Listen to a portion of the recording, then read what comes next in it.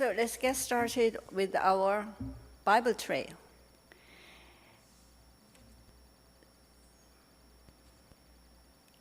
When we speak about the origin of English language, we usually start with the arrival of Anglo-Saxon people in British Ireland. It means that the history of English language is 1,500 years. Then we have another historic trail that can bring us back to further history. That is so-called the Bible Trail of English. So we can use this Bible trail that we can get a clue about the relationship between language and the global society. First, if we look at the Bible translation history, then we can find the changes of lingua franca during the different time. For example, when the Roman Empire was at the center of global power in Europe, the Bible was translated into Latin language. And also, the Greek was at the center of European countries. The Bible had to be translated into Greek language. Then how about English? It was only when England was emerging as an empire, then the Bible was translated into English language. Then we are moving into the second topic, that is about the Christianity and the British society. In other words, was the influence of Christianity on the British society's evolution from Anglo-Saxon society to the British Empire. So with this background, let's take a mental journey along the trail of Bible translation.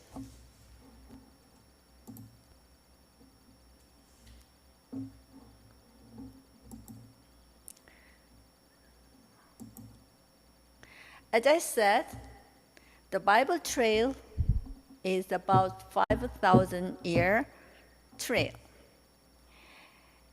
Of course, we do not know when the Bible was started and when the earth and heaven was created in the Genesis. However, it is well known, the story about Abraham in Genesis, it took place about BC 2000.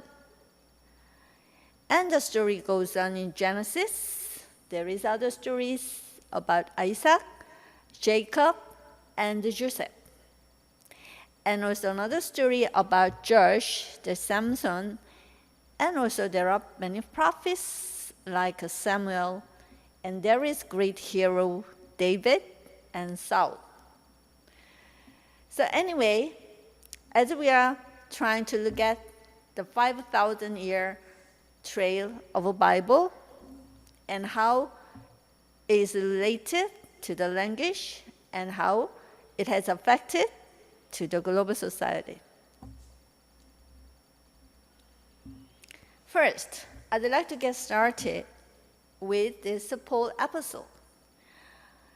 If you're a Christian, you know that Jesus chose Apostle Paul to be the leader. To be the leader to achieve the mission to spread the word of God to Europe. The question is why? Why he was chosen to achieve the mission of gospel? There are several reasons, of course. He was a great scholar because he was a great writer, so that he can later he can write many Gospels like Ephesians and Corinthians. And also he was a great scholar, and he is a traditional Hebrew. But above all, I believe Apostle Paul was chosen as a leader because he could speak Greek. Why? Because at that time, the Greek was lingua franca of that world in Europe. Let's see here. If you try to find out why the Greek was lingua franca at the time, we must know the history background. It's about Jewish diaspora. So this is the global map. It was AD 70 to 500. So diaspora is a Greek word that means scattered. The Jewish diaspora refers to the movement of Jews out of their traditional lands to locations throughout the world. Then we may have a question, why there were Jewish diaspora?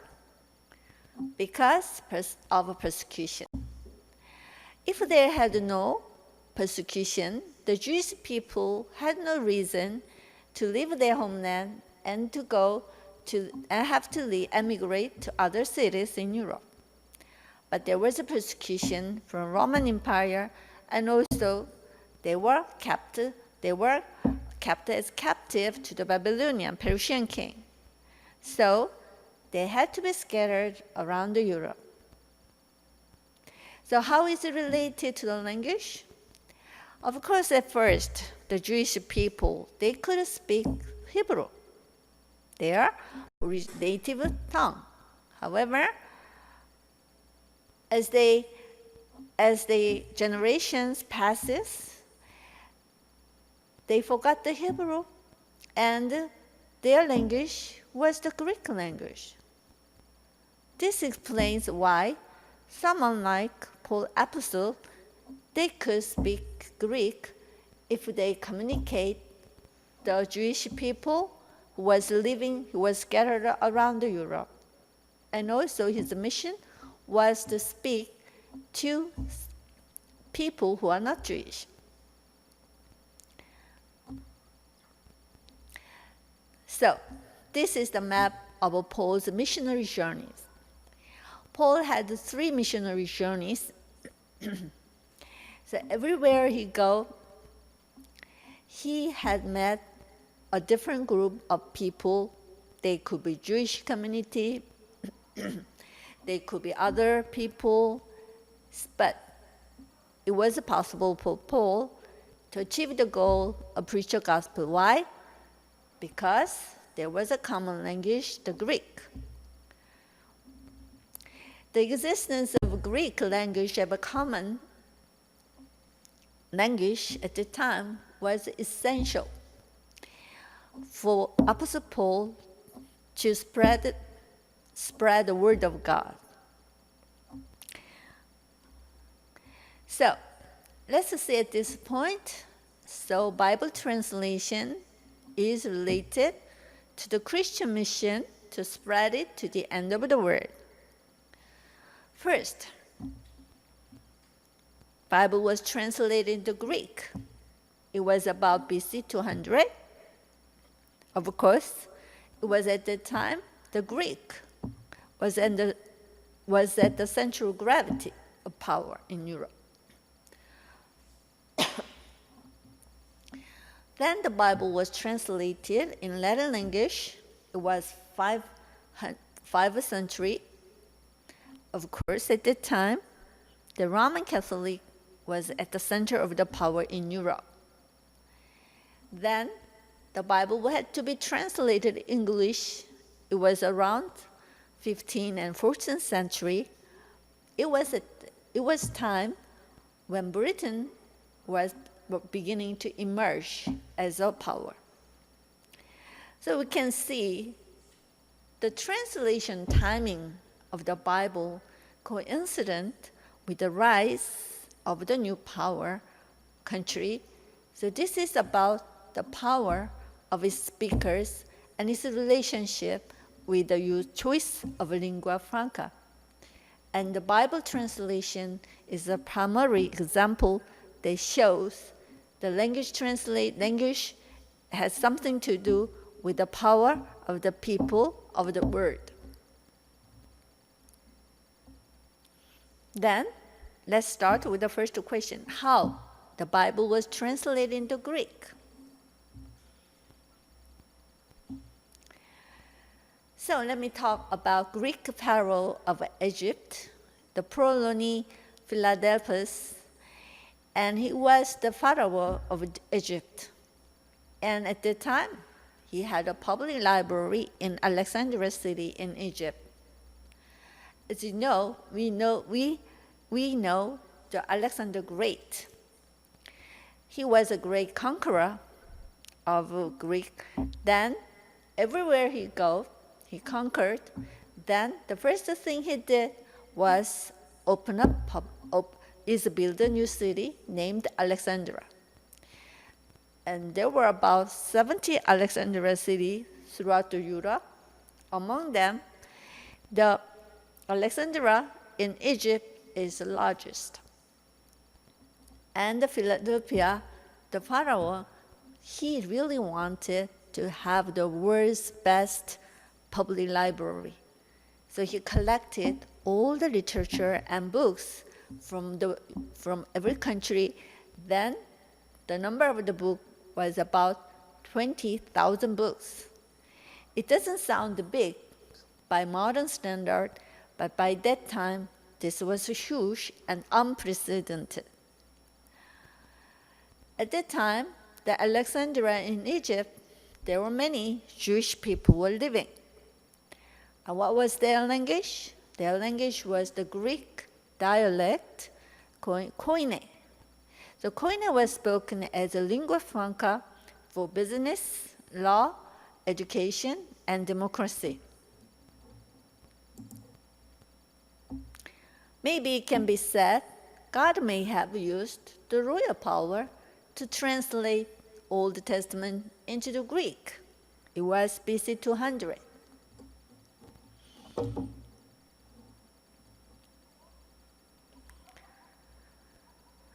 Then, you might be curious to know when the Bible was translated in Latin. It was when it was by the Roman Catholic that has the power. It was about 5th century. Roman Catholic, they were compelled to have the Latin version of the Bible.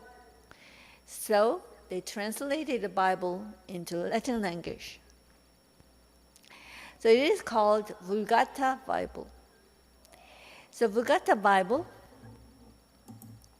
was the first Bible translation of authority. And it was made in 5th century by Hieronymus. And the Vulgata Bible was used as an official Bible of authority that played a cornerstone role for churches during the medieval period. And what is unique about the Vulgata Bible was it was translated from Hebrew Bible for the Old Testament. But the New Testament, there was no Hebrew version of a Bible. Therefore, the Vulgata Bible was translated from the Greek language, Greek version of a Bible for the New Testament. So, let's sum it up again. The Bible translated into lingua franca. First, the Bible in the Greek was translated by 70 translators under the Egyptian pharaoh Philadelphus II. It was about 200 BC. And also the Bible was translated from Hebrew into Latin for Old Testament. That is called the Vulgata Bible. It was done about 5th century, and the Vulgata Bible has been used for official use by the Roman Catholic. And when it comes to the English version of the Bible, there were two versions available by the end of the 16th century. The first is Bishop's Bible. As a name, because the Bible was translated by 14 bishops. And Bishop's Bible was officially approved. That means the Bible was officially used by the Roman Catholic and many official churches. But there is a private version of a Bible, English Bible, that was Calvinist Bible that was made in Geneva in the 1550s. There were two versions of a Bible. So before doing that, I'd like to tell a story a little bit about how the Bible was translated to Greek. The Pharaoh Philadelphus was inspired to translate the Bible into the Greek. So he told his men to find any translators in Alexandria who can translate from Hebrew to Greek. But they couldn't find none of these translators in Egypt. So the Pharaoh sent for translators in Jerusalem.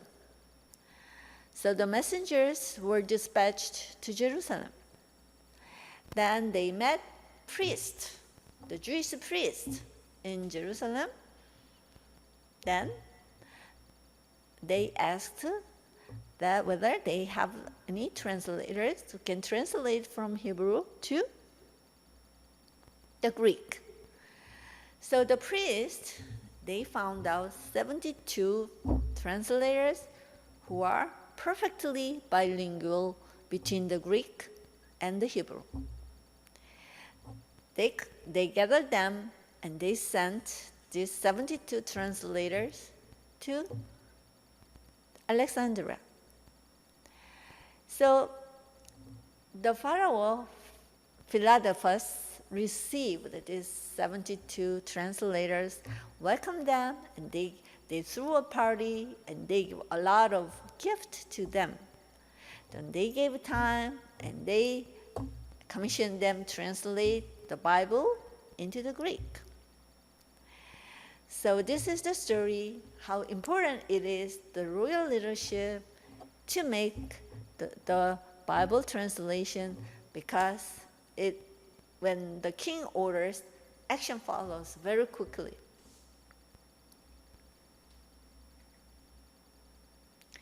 So let's start with the talk about how the Bible was translated English.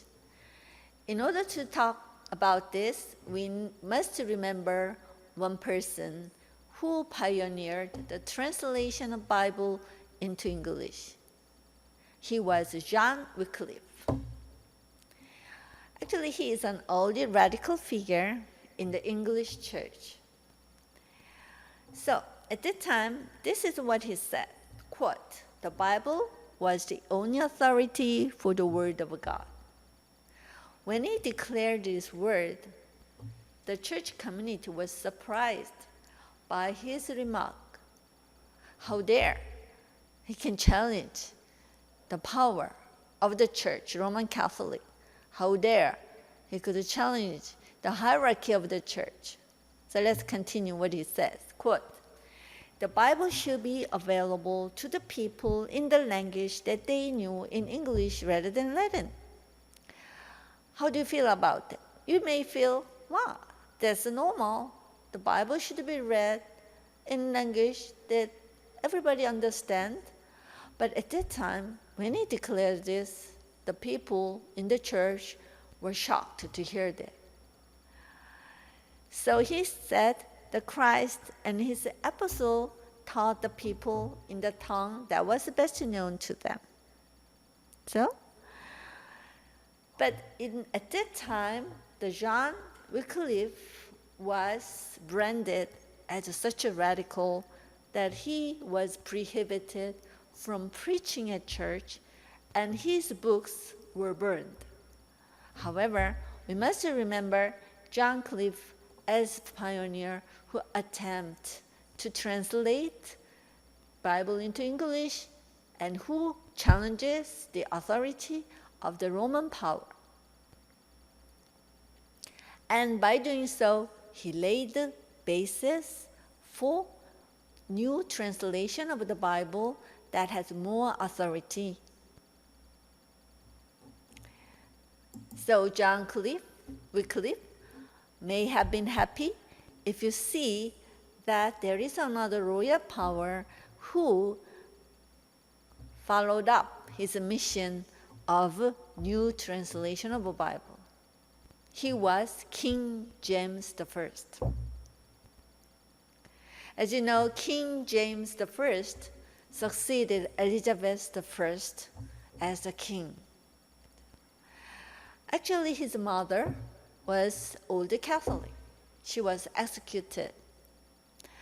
After losing his mother, he was brought up by Protestant. So he experiences both ends of different belief. On the one hand, Old Catholic, conservative, who maintains the hierarchy of the Roman Catholic. And on the other hand, there is some radical voice, like a Puritan. He will believe the only belief should be the Word of God and challenges the authority of the churches. So there are between the two extremes. Between the two extremes, King James I could maintain a middle line. He could have a sense of balance between the two extremes because of his family background.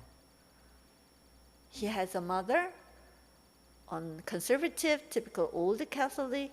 On the other hand, the man who brought him up was Protestant. So anyway, he became the king. So there are two favorite things he liked to do. One was hunting, the other was reading. He read a lot of books, so he may be interested. Bible. Excuse me.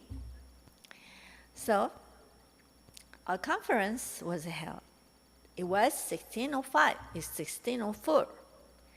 So it took place in Hampton Court, as you can see in the picture. And James I was sitting in the chair. And there were Puritan members on one side, and the other side there were bishops, and there are many great scholars from Oxford and Cambridge here. And the topic was, I don't know what was topic, but at that time, the Puritan was minority. But I don't know why, but Puritan dared to raise their voice, and he suggested something very radical. What was it? He suggested a new translation of the Bible. He said, we have original Hebrew, we have a Greek version of Bible, we have a Latin version of a Bible, and we have an English version of Bible, but we need a new translation that really reflects the real voice of the God. It was very courageous suggestion from Puritan. If you consider that situation. The Puritan was not respected at that time. In fact, the Puritan people, they were object of mockery because of the way their lifestyle is distinctive. The way they wear the dress is very ridiculous for the ordinary British people, and there was no flexibility in their lifestyle. And they totally believed the word of God as absolute basis of their belief. Therefore, everybody was surprised. Puritan, they voiced out, we need a new translation. Then the reaction was even more surprising. The king, James, was interested in Puritan suggestion. Why? Because he didn't like the private version of a Calvinist Bible. Why? Because there were too much editorialization. In other words, there were too many Calvinist opinions reflected into the Bible. So, what the James the first wanted is a very plain translation of the Bible. So, the king ordered. As you know, when royal order comes, action follows very quickly.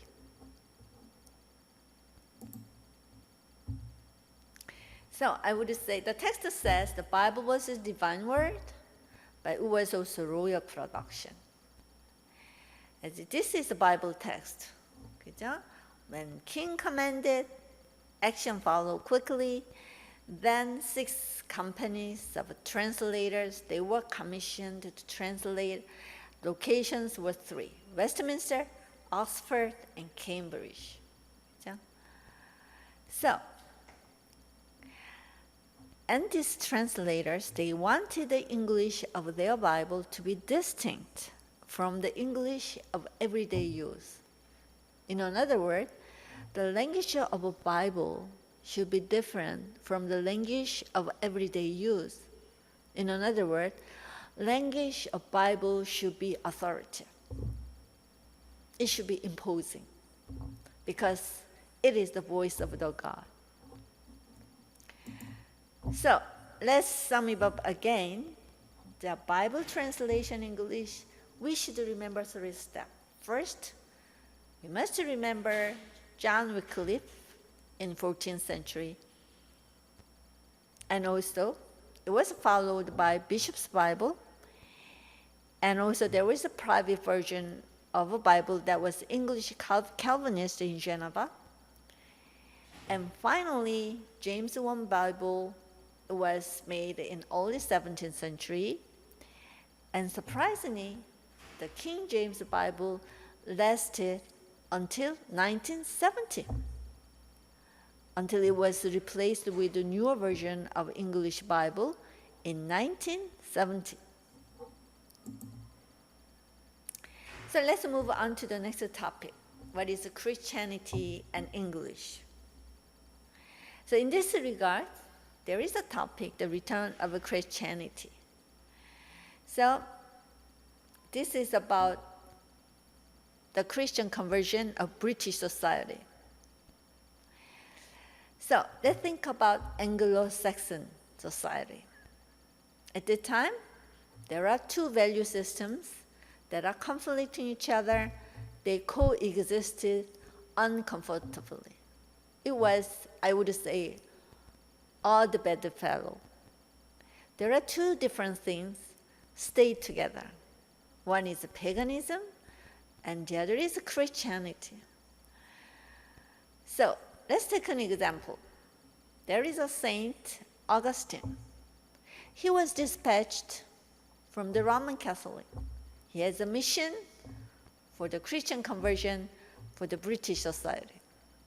He arrived in the British island, and he decided to convert king first, queen first. Why? Because Augustine believed if we convert king or queen, then their people would follow. But did it work? No, it didn't work. Always. Why? Because some rulers, they followed the double standard. What is double standard? They both follow paganism and also Christianity.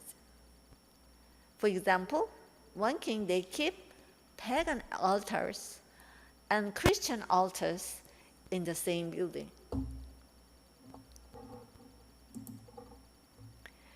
This is something unacceptable for the Christianity. Why? Because the first commandment of the God is don't worship other gods. I am the only God. What about the paganism? Paganism, it's okay to worship many gods in the nature. Anyway, let's get back to the linguistic side of Christianity. There are many traces of the double standard in English.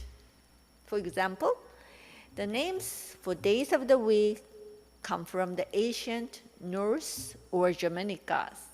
For example, the Thursday comes from Thor. Thor is one of Germanic gods. And also Easter. What is Easter? Easter is the festival to celebrate the revival of Jesus from death. 부활절.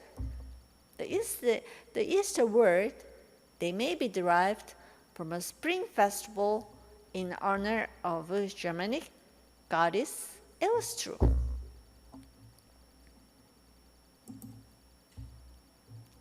So we can see another Christian influences in English word. For example, heaven and hell, familiar from Old English. Then how about bishop or nun? They came from Latin or Greek origin. Okay, let's narrow down Christianity and British society. As you know, the early Christians in Britain, I'm talking about the Anglo-Saxon. It was about 500 AD. It was a double standard, Anglo-Saxon paganism. So at one end, there is Anglo-Saxon paganism. They worship many gods. On the other hand, there was vigorous Celtic church. Let me elaborate a little bit. I'm repeating again. Saint Augustine arrived in the island with a mission to spread the word of God, and the Roman Catholic dispatched him. It was said his coming was not first. His coming was the second coming.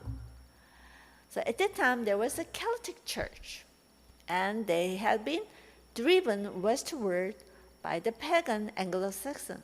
Why? Because Anglo-Saxon, they follow the paganism, so they didn't like the Christianity. So the Celtic church couldn't be the mainstream belief of Anglo-Saxon, so they have been pushed aside into the corner of the island. So by 550, Christianity survived in England only in the western region of Cornwall. However, we must note the second coming of Saint Augustine is notable because what he brought with him to the island was not only the Christianity, but also the language, Latin language, and also the literature.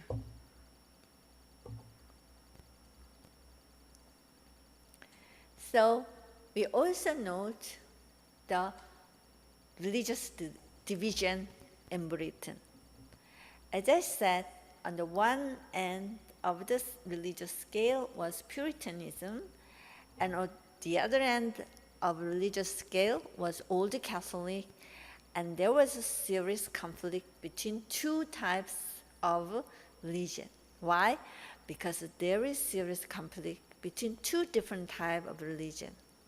For Puritan, they do not accept the authority of the church. They just say, the only authority I should follow is the word of God. This was shocking, and this was not tolerated by the mainstream believers that belong to Roman Catholic. The Old Catholic is conservative. They respect the hierarchy of the church, and they respect the bishop, and they follow the word from the Pope. So the gap was so large. The conflict was growing. It has becoming a seed of feud that has compelled Puritan to make a decision that can change the world. So before continuing with that, so let me see what Puritan means. Puritan word comes from the Latin. It means pure or purity. So it enters the language during the end of the 16th century. So what is Puritan? They wanted to purify the church. So they followed the morality and austere morality, and they had a plain style dress. Actually, the way of their lifestyle was so different, so distinctive, so they often become an object of mockery. Ordinary people say the Puritan, they are weird, they are crazy, they are strange people. The Puritan people, however, was courageous enough, so we are different. So we want to start a new life in a new world. Even if it can risk our life, so we are ready to take the chance. So they pioneered the early settlement of America. And they also become a victor later in the English Civil War. So this is the case, the situation reverses. Puritan was object of mockery when he was silent, and Puritan was minority group against the majority of Roman Catholic. And Puritan was even mocked by the British people, but the persecution was a driver for them to head for the new chance, to live for the new world, and to follow their dream. They have the American dream. Yeah? So, once in the new world, they were the pioneer in the early settlement, the colonialist period, and the Puritans became a first pillar stone in establishing a new society, new colonialist settlement in America.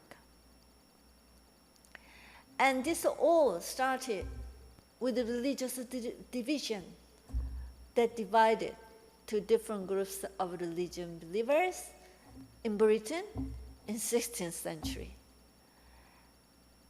And we can see the picture of the religious division in this James King's meeting with his Puritan scholars and bishops, and maybe God may have used the royal power like James I to translate the Bible into English Bible that has most authority, that has grace, integrity, and poetry, most beautiful poetry.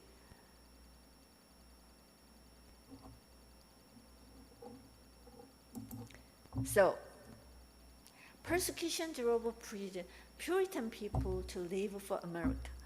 When I read this story, it reminds us of the Jewish diaspora. If the Jewish people were peaceful, and if they were happy with their homeland, they had no reason to leave their hometown in Jerusalem, but they were persecuted. Sometimes they were taken as captive. So difficulties sometimes give them a chance to take chance for a new life. They were scattered around Europe at that time.